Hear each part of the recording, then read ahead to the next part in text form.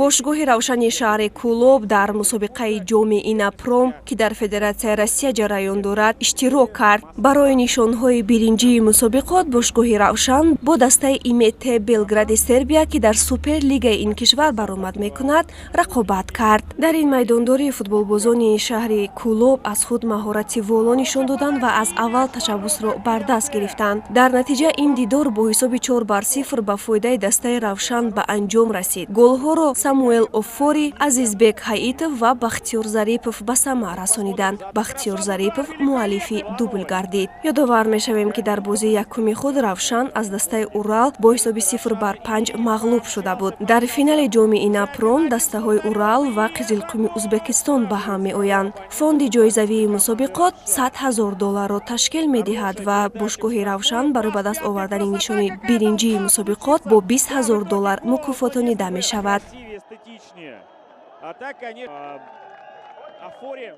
Был нам показан крупным планом.